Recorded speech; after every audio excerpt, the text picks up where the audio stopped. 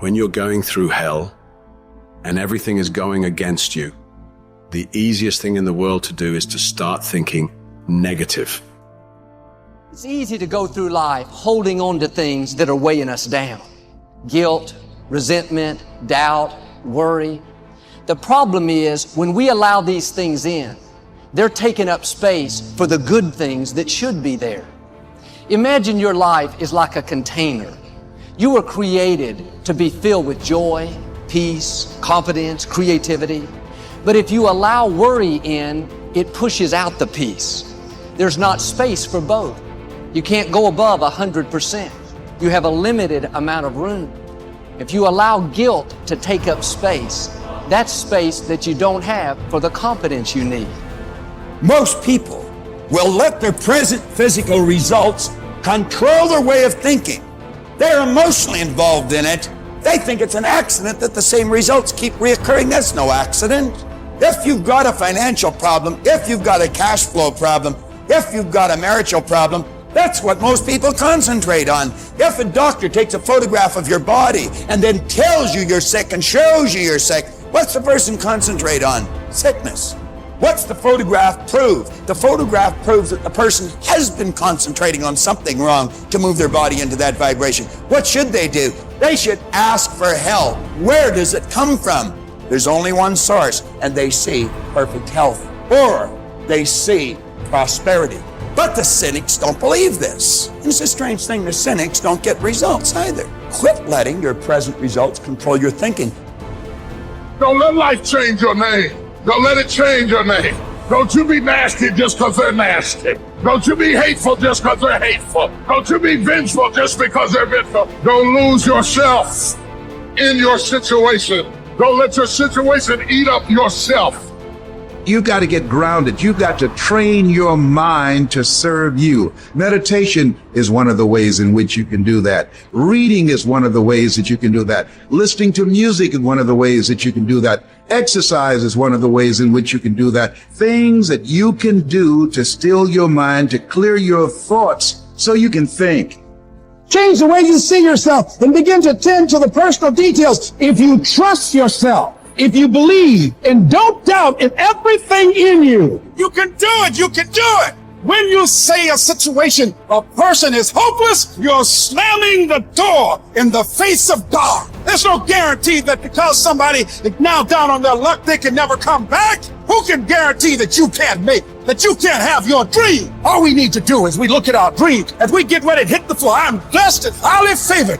Don't let circumstances turn you around. Don't let hard times turn you around. Whatever you're experiencing, you know that this too shall pass. That you have the ability to make it happen. Why? You got a sense of entitlement. I deserve this, and whatever I have to do, I'm willing to step up and to face life and grab it in a collar and say, give it up, because it's mine.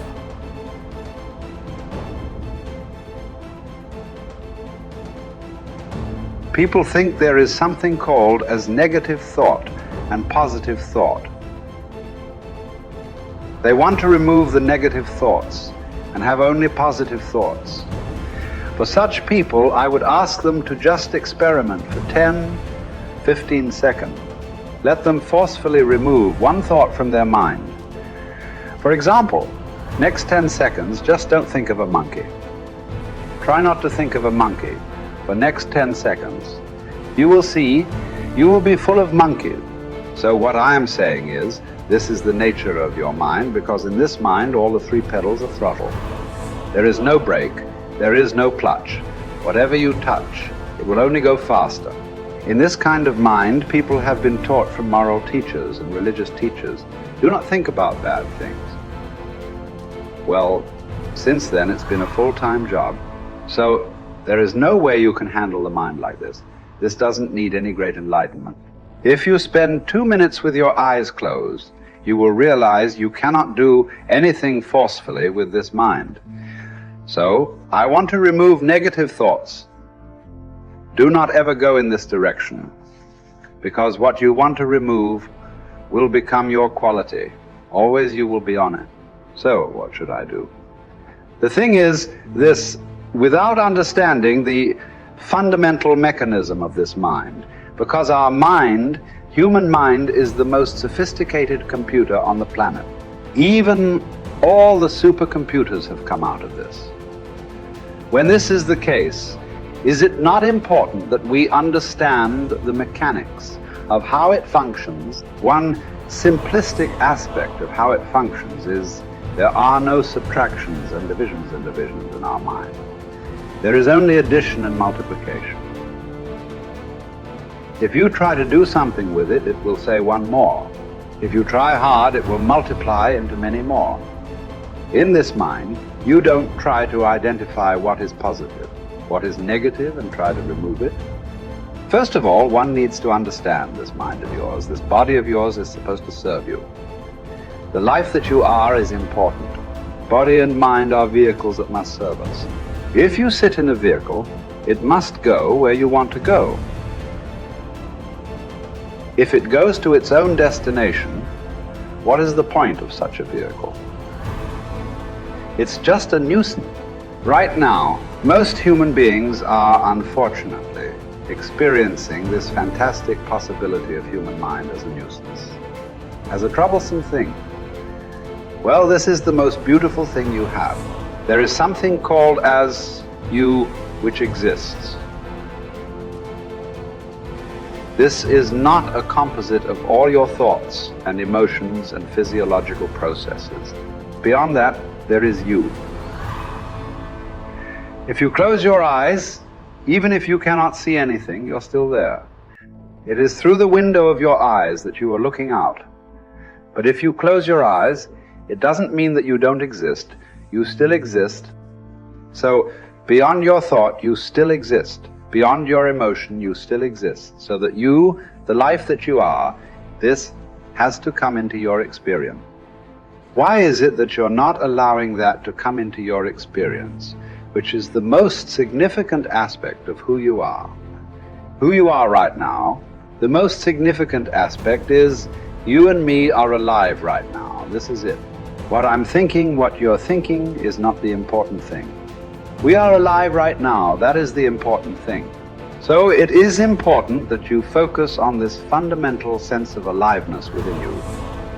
And then you will see there is a natural distance between you and your thought process. Once there is a distance between your psychological process and your physiological process, this is the end of suffering. Because there are only two kinds of suffering that human beings go through: physical suffering and mental suffering. Once you create a little space between you and your mind, between you and your body, this is the end of suffering. This is something every human being has to experience and know, otherwise thinking, I will just remove negative thoughts and I will have positive thoughts. All the best, it's not going to work. 100% it's not going to work, because nobody can remove it. They can avoid it for some time. So when negative thoughts come, you say whatever you want, but this is just avoiding, it's not gone. The moment you stop that, it will pop back with great force. Otherwise, it will come back in your dreams. So it's very important. First of all, you need to understand your anger, your resentment, your fear, your anxieties, the negativity that you generate. Generally resentment, anger, it is always directed towards somebody. But we need to understand this is poisons that we are drinking and expecting somebody else to die. Fortunately, life doesn't work like that. If I drink poison, I die. If I drink poison, you don't die. So we need to understand this. When I say poison, today you can have yourself chemically analyzed right now. What is your blood work? What it says, 5 minutes of intense anger. Check your blood work and see. There will be lots of negative elements in it. Literally, you're poisoning yourself. So do you want to poison yourself? Definitely not. Now the very question is coming from certain helplessness. What shall I do? Don't do anything. Just sit back and just concern yourself with something which is the life process. Maybe your heartbeat, maybe your breath, maybe just the sensation of being alive. Depending upon how sensitive or how perceptive you are, accordingly, find something. It could be a sensation in the body, it could be breath, it could be heartbeat, it could be anything, something which indicates life to you. Just pay attention to that for some time. Slowly, you will see there is a distinction between what is you and what you have gathered, which includes both your physiological and psychological possibility or mess, whatever you've made out of it. You're not bright enough. You waited too late. You should have started younger. Those are the kind of voices that we all live with. For me, our ministry was growing. We lived in a nice house we'd ever had. Driving a nice car, living from paycheck to paycheck, we're making it. Every night, I lay down at night, I hear the voices. Those voices are the kind of voices that stop you from buying into your own life. Stop you from enjoying the good times and believing that they will last. The anxiety and the pressure and the strength that it took to get from where you were to where you are doesn't go away, so you don't really believe it's yours. You're driving it, but you don't really believe it's yours. And you're scared to relax and really rest in whatever it is or whoever it is.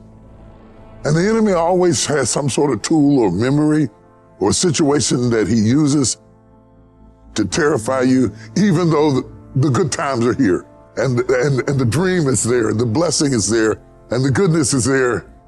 But there's always this haunting, nagging defiance that says, don't you relax. You're not worth it. You don't deserve it. And it's not going to last. Resting in what God has done is often more difficult than receiving what God has done. To rest in it, to believe that it will last, to believe that you will last, that love will last, that life will last, that good times will come, that things will be better.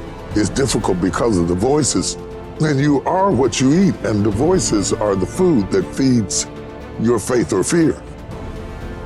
You see those voices that say what you can't do, what you can't have, what you can't be, what's not gonna last, what's not gonna work, is how the enemy pulverizes the promises of God in your life.